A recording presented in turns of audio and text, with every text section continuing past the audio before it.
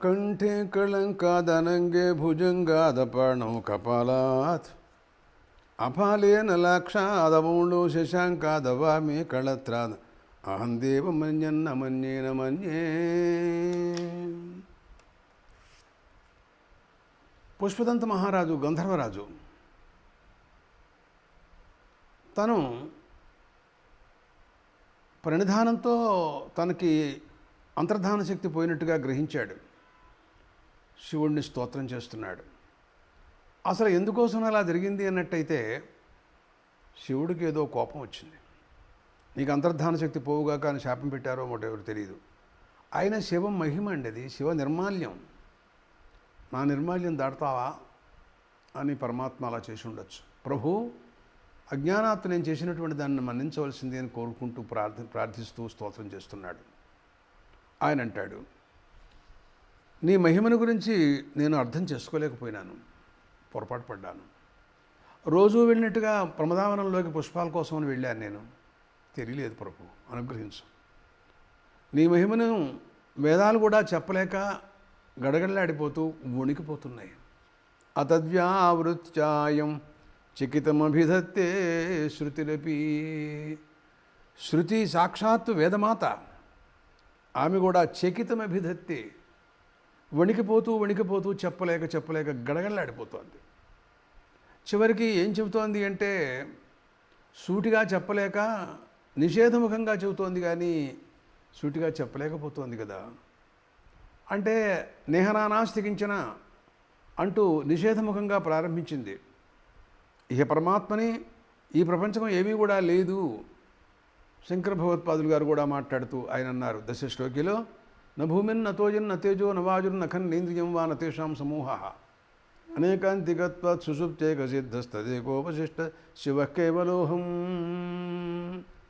నేను పంచభూతాలు నేను కాదు, ఇంద్రియాలు నేను కాదు, మనస్సు కాదు, దేహం కాదు, దేహేంద్రియాలు ఏది కూడా నేను కాదు అని నిషేధముఖంగా ప్రారంభించారు. పోనీ ఎవరవో నువ్వు చెప్పవయ్యా, లేదు. తురీయావస్థ అది పరమాత్మ స్వరూపం.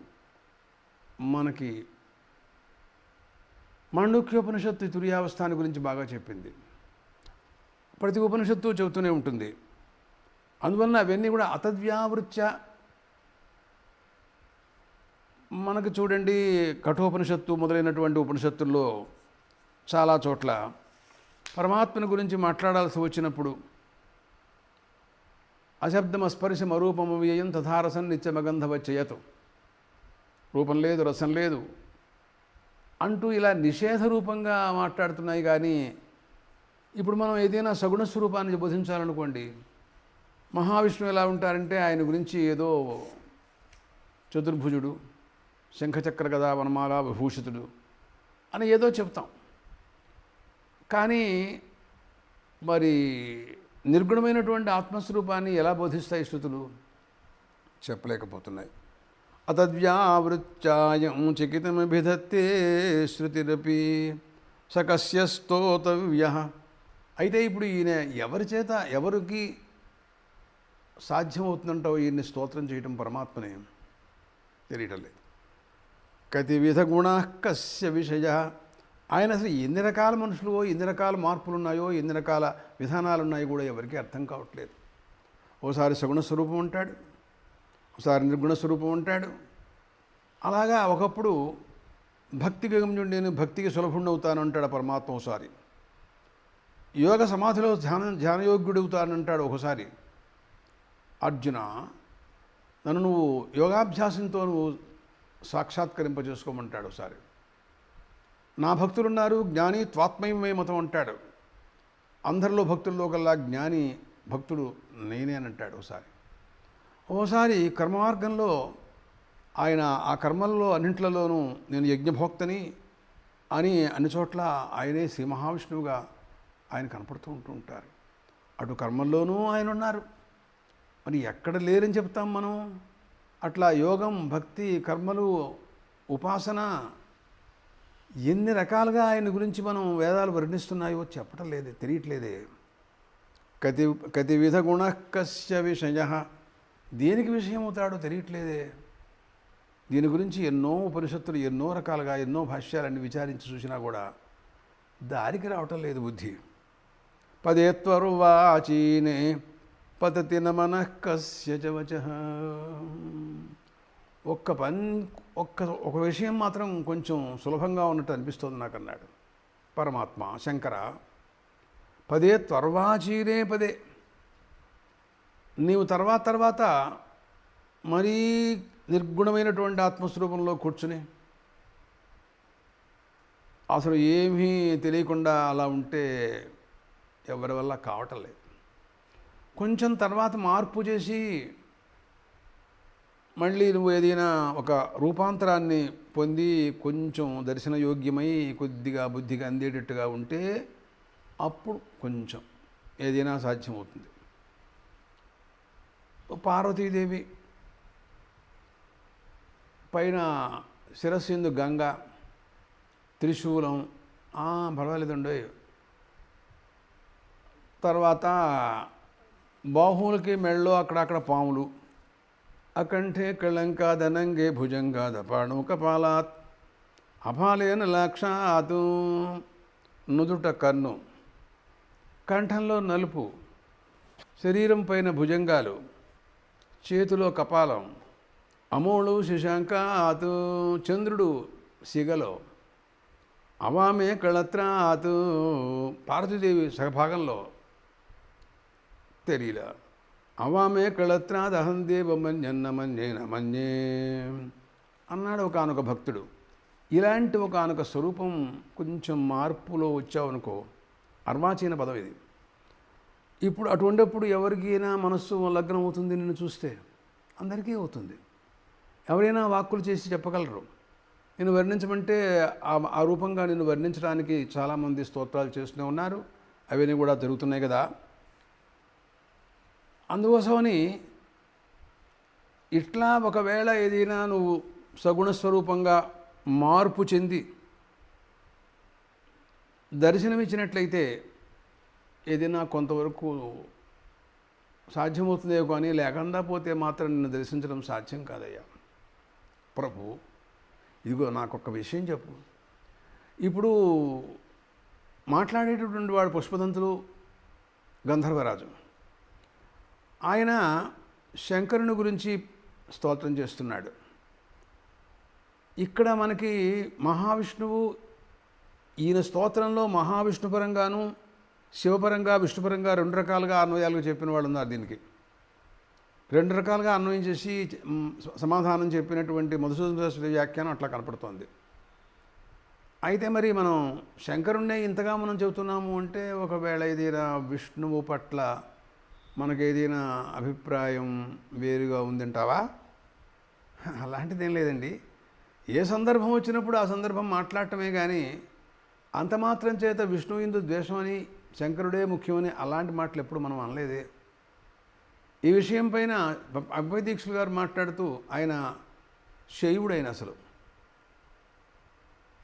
ఆయన అనుకున్నారు, శైవావయం నకలు తత్ర విచారణీయం, సందేహం లేదన్నాడు ఆయన. ఎందుకనంటే పంచాక్షరీ జపపరా అని తథాపి మేము పంచాక్షరీ జపం చేస్తుంటాం ఎప్పుడు అన్నాడు. ఓహో, మీరు శైవులా?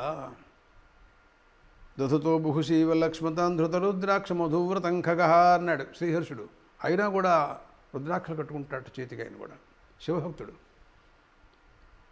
అంటే విష్ణువు పట్ల నీకు ఏదైనా అభిప్రాయ భేదమా ఇలా మాట్లాడటంతో? అలా నిమిషానికి అలా శంకిస్తే ఏం చేయలేమండి మనం. విష్ణువుని గురించి మాట్లాడేటప్పుడు శంకరుని గురించి నీకు ద్వేషం అంటే ఏం చెబుతావు సమాధానం? అలా ఏం లేదు. ఇంకా అక్కడి నుంచి ఈ రెండు మానేసి అద్వైతంలో వెళ్ళిపోవాలి మనం. అప్పుడు ఏ చిక్కు ఉండదు అసలు.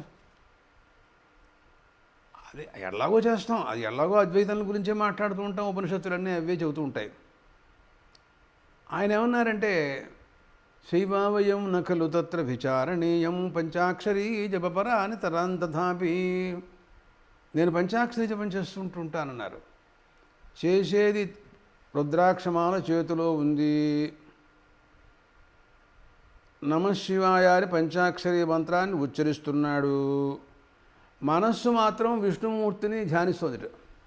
ఓరు నాయన, ఇదేమిటండి బాబు, చేతోమదీయమతసి కుసుమావభాసం స్మేరాననం స్మరతి గోపవధూ కిశోరం అన్నాడు.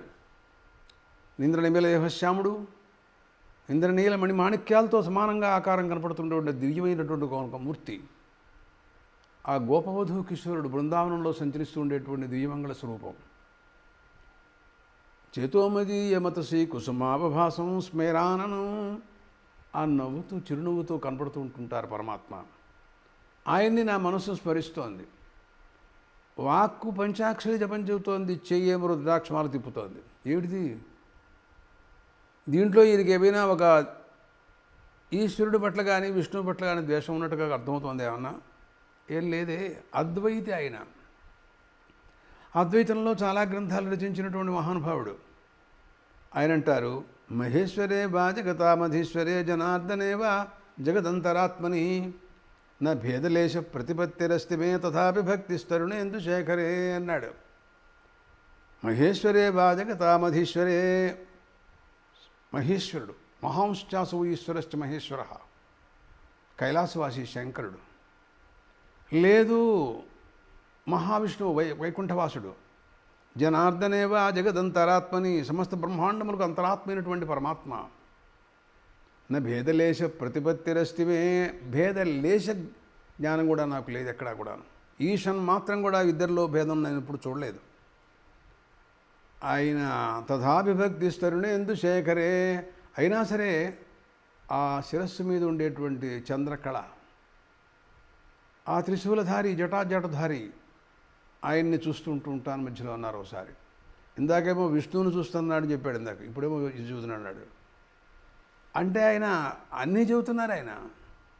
అంటారు, విష్ణురు వా శంకరో వా శృతిశిఖర గిరామస్తు తాత్పర్య భూమి.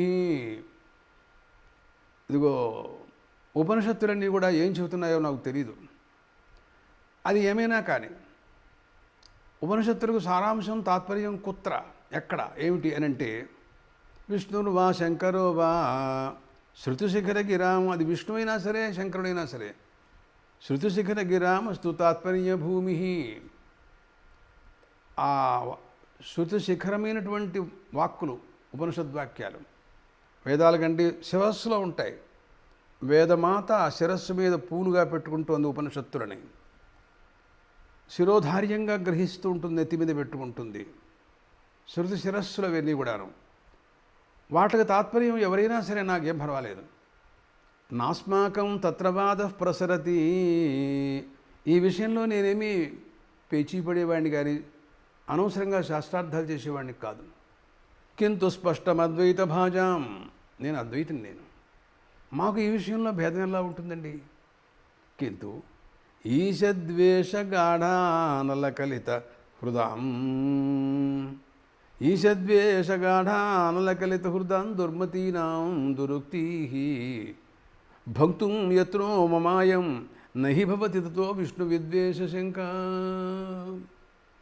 కానీ ఈషద్వేష గాఢానల కలిత హృదాం, ఈశ్వరుడు పట్ల గాఢమైనటువంటి హృదయంలో గాఢమైనటువంటి ద్వేషం పాతుకుపోయి ఉన్నటువంటి కొంతమంది ఉంటారు. దుర్మతీనా, వాళ్ళ దుర్మతులను అంటా నేను వాళ్ళని. వాళ్ళ యొక్క దురుక్తిర్భంక్తం, వాళ్ళ వాక్యాల్ని ఖండించడం కోసమని, యత్నో మమాయం, నా ప్రయత్నం అంతా అదే. ఎక్కడా ద్వేషం ఉందంటే ఆ ద్వేషాన్ని నిరాకరించడమే నా ప్రయత్నం. అద్వైతిని కదా నేను. నహి భవతి తత్తో విష్ణు విద్వేష శంక, ఇంత మాత్రం చేత ఆ విష్ణువు ఇందు ద్వేషం అని మాత్రం నన్ను ఎప్పుడు మీరు అనుకోమోకండి అని ఈ రకంగా చెప్పుకున్నారు ఆయన. కాబట్టి గంధర్వరాజు అయినటువంటి పుష్పదంతుడు శివస్తోత్రం చేస్తున్నాడు, మహిమన స్తోత్రం. ఆయన అంటాడు, శంకర మధుస్ఫీతావాచ పరమమృతం నిర్మితవతః తవ బ్రహ్మన్ కిం వాగపి సురగురోర్విస్మయపదం మమత్వేతాం వాణీం గుణకథన పుణ్యేన భవతః పునామీత్యర్థేస్మిన్ పురమథన బుద్ధిర్వ్యవసిత. ప్రభు, నిన్ను గురించి చెప్పాలి అంటే నాకేమిటో ఆనందంగా ఉంటుందయ్యా. ఎంతో మాట్లాడాలని అనిపిస్తూ ఉంటుంది నీ గురించి నాకు. నీ స్వరూపం ఇదమిత్తమని ఏం చెప్పమంటావు? సృష్టి ఆదిలో పరమాత్మ నీ నుంచి వేదాలన్నీ కూడా ఆవిర్భవించినాయి కదా. ఆ వాక్కులు ఆశ్చర్యకరమైనటువంటి వాక్కులు. ఎన్ని వేదాలు ఉన్నాయో, ఎంత వాంగ్మయం ఉందో అర్థం లేదు, అసలు చెప్పలేము మన నోటితో. అనంతమైనటువంటి వాక్. ఆ వాక్కులు ఎలా ఉంటాయంటే మధుస్ఫీత వాచ, మధు తేనె. ఆ వాక్కుల్లోంచి ఆ రకమైనటువంటి తేనె అలాగా స్రవిస్తూ ఉంటుంది. ఆ వాక్కుల ద్వారా రచించినటువంటి అనుష్ఠించబడితే అగ్నిదేవుడు ఒకానొక మధు, ఆదిత్యో దేవమధు, మధువుని తయారు చేసి ఆ మధువుని అలా అందరూ తాగుతూ ఉంటారు. ఆ వాక్కులు వింటూ ఉంటే చాలు ఆనందంగా ఉంటాయి. ఆనందం ఒలుకుతూ ఉంటుంది, ఆనందం చిమ్ముతూ ఉంటాయి. ఎన్నాళ్ళు విన్నా వినేవాళ్ళు వింటూనే ఉంటారు. అర్థం తెలియకపోయినా సరే ఆ వాక్కులో ఏం శక్తి ఉందో తెలియదు కదా ప్రభు.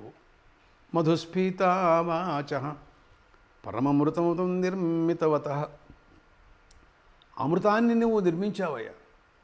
మధు అమృతం ఇదేమిటి? ఏమిటి తేడా? అంతేలే, అలాంటి పదాలు రెండు వేసుకున్నారేంటి గంధర్వరాజు? అంటే శబ్దములు అర్థములు. శబ్దానికి అర్థం ఉంటుంది, కేవల శబ్దం కూడాను మధువే, అర్థము అమృతమే.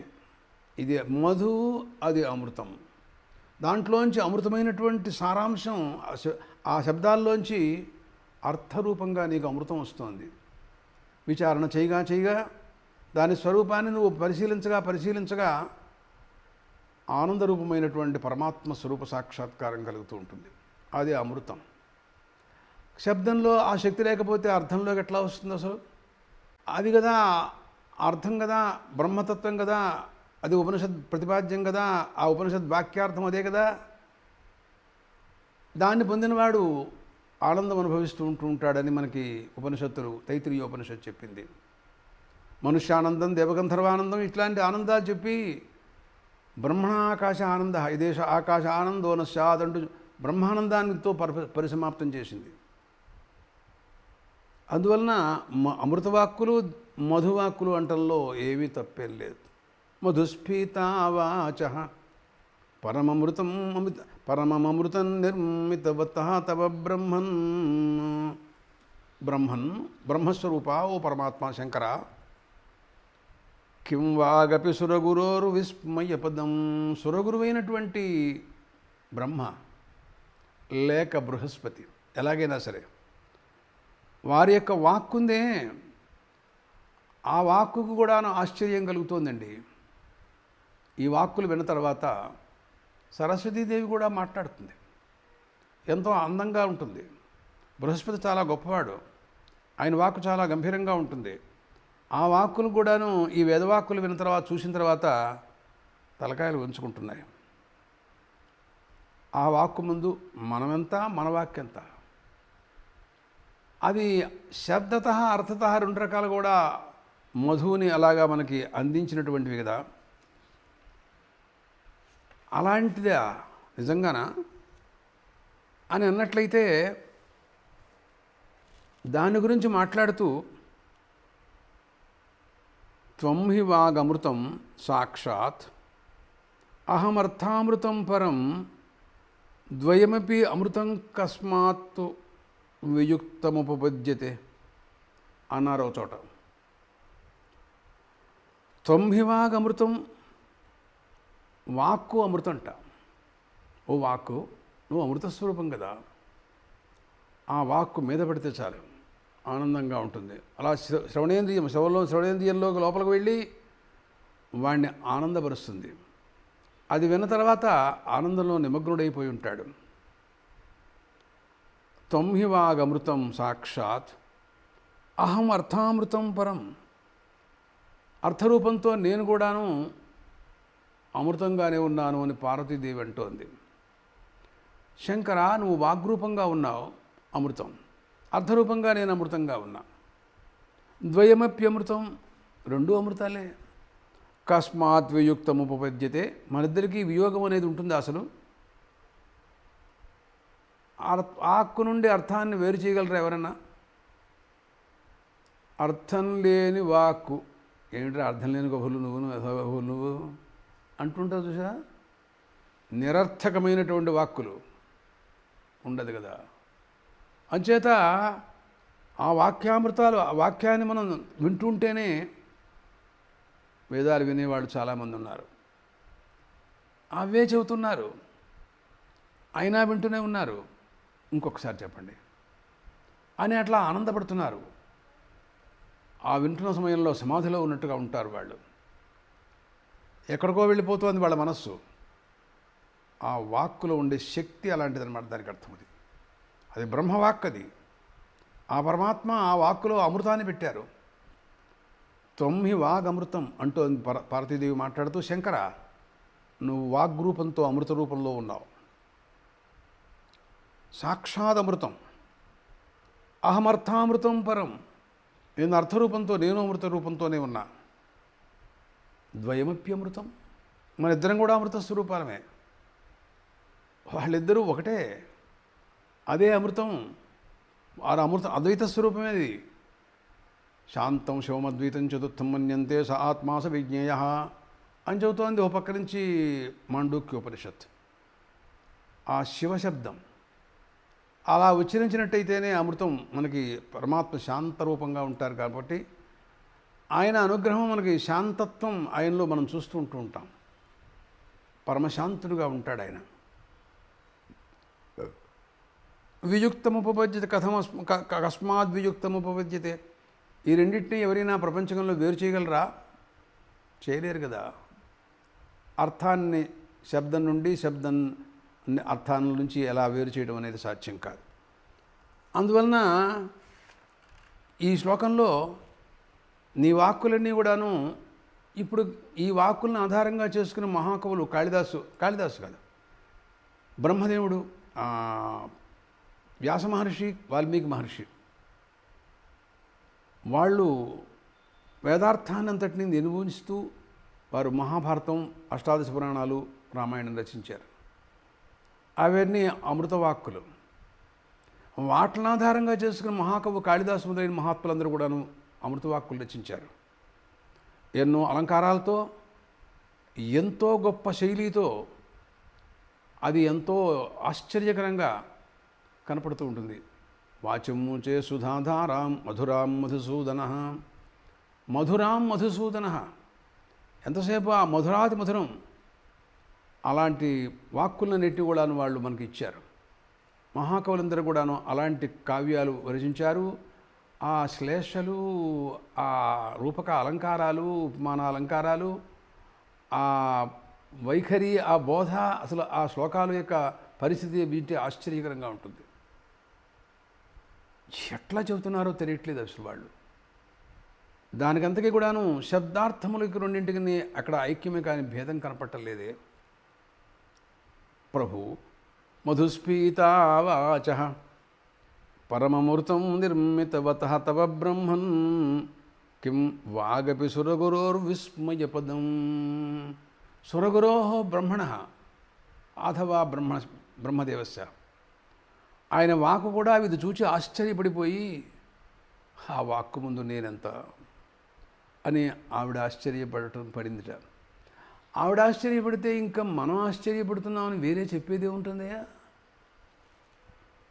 మమాప్యేతాం వాణిం గుణకథన పుణ్యేన భవతః. అయితే పుష్పదంత, అలాంటి పరిస్థితుల్లో నువ్వు ఈ రోజున శంకరుని గురించి స్తోత్రం చేస్తావా? ఏమయ్యా, మహామహా వాళ్ళకే ఎవరికి దిక్కులేదే.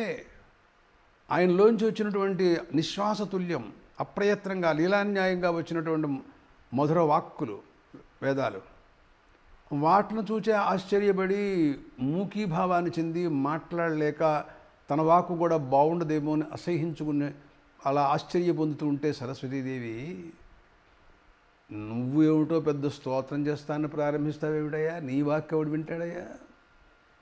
నిజమే. మమత్వేతాం వాణిం గుణకథన పుణ్యేన భవతః. శంకర, నిజంగా నా వాక్కు అనవసరమేమో అనుకుంటుంటాను, కానీ నిన్ను వర్ణించడానికి ఏదో నా జన్మాంతర పుణ్యం ఏదో ఉందయ్యా నా దగ్గర. అది నన్ను రోజు ప్రచోదన చేస్తోంది, ప్రేరేపిస్తోంది, మాట్లాడమంటోంది. కామాక్షిని గురించి చెప్పినటువంటి శ్లోకంలో అక్కడ కూడా వాళ్ళు అన్నారు, అసలు ఆవిడ గురించి మనం వర్ణించడానికి మనకు సాధ్యం కాదు. విగళద్గర్వాణి సర్వాణి తే స్తోతుం త్వాం పరిఫుల్ల నీల నలిన శ్యామాక్షి కామాక్షి మాం. ఆ పరమాత్మ యందు వెళ్ళి ఇవన్నీ కూడాను విగళద్గర్వాణి సర్వాణితే, వాట్ల గర్వాలన్నీ ఆ పరమాత్మను వర్ణించింది. అక్కడికి వెళ్ళిన తర్వాత తగ్గిపోయినట్టు వాటికన్నింటికి మేము గొప్పవనుకునేటటువంటి శక్తి అంతా పోయింది. ఆ పరమాత్మ దగ్గరికి వెళ్ళేప్పుడు చెప్పలేక బయటకు వచ్చేసినాయి. కాబట్టి అటువంటి వాళ్లే దిక్కు లేకపోతే నువ్వెలా చెబుతున్నావు అంటే నాకేదో పుణ్యం ఉందండి, అది నన్ను ప్రేరేపిస్తోంది. పునామీత్యర్థేస్మిన్ పురమథన బుద్ధిర్వ్యవసిత.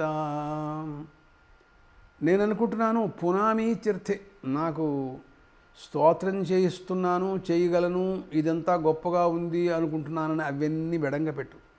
నేను అవన్నీ ఏమీ అనుకోవటం లేదు. మరి ఎందుకు చేస్తున్నావు? పునామి అంతే, పవిత్రం అవడం కోసం చేసుకుంటున్నానండి. వాళ్ళ వాక్కుల్ని వాళ్ళు పవిత్రింపజేసుకోవడం కోసమని మహాకవులు చెప్పినవే మళ్ళీ చెబుతూ ఉంటారు. ఎందుకు? ఎవరి ధోరణి వాళ్ళదండి. రావణుని గురించి అందరూ వర్ణిస్తుంటారు. ఎందుకోసమని? రుచీనాం వైచిత్ర్యాత్, విచిత్రమైనటువంటి వర్ణన.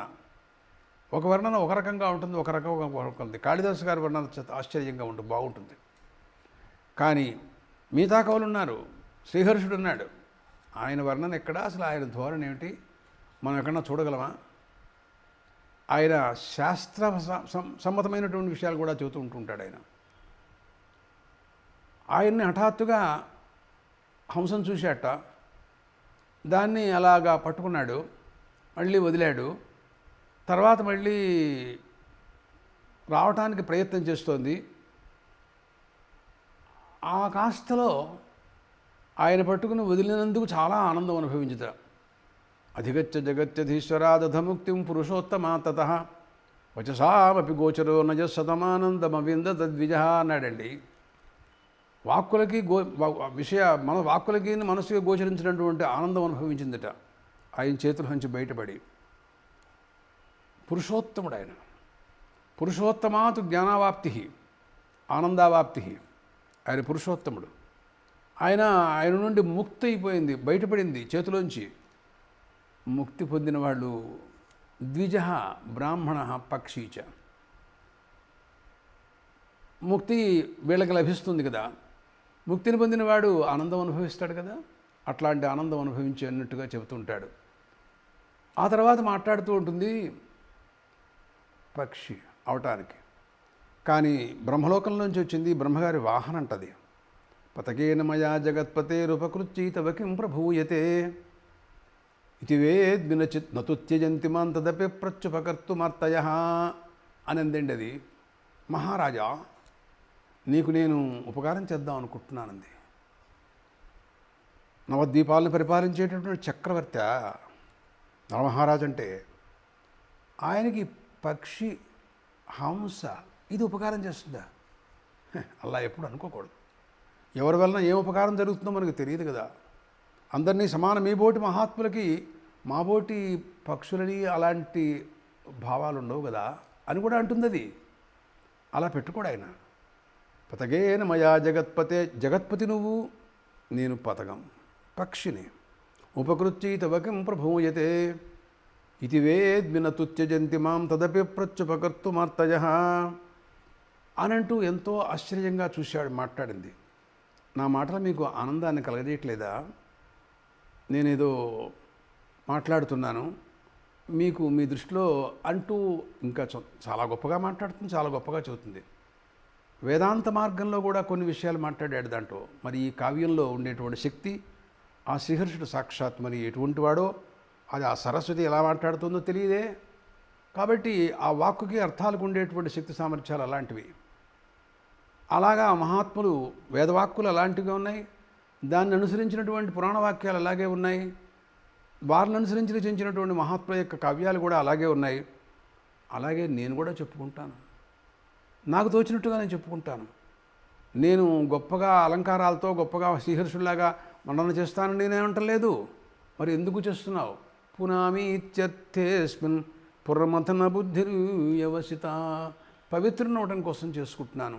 ఆ శంకరుని స్తోత్రం చేసి నేను కృతార్థం అవ్వాలి, నా వాక్కు పవిత్రం అవ్వాలి, నా జన్మ సాఫల్యం పవిత్రం అవ్వాలని చేసుకుంటున్నాను అన్నాడు పుష్పదంతుడు మాట్లాడుతూ.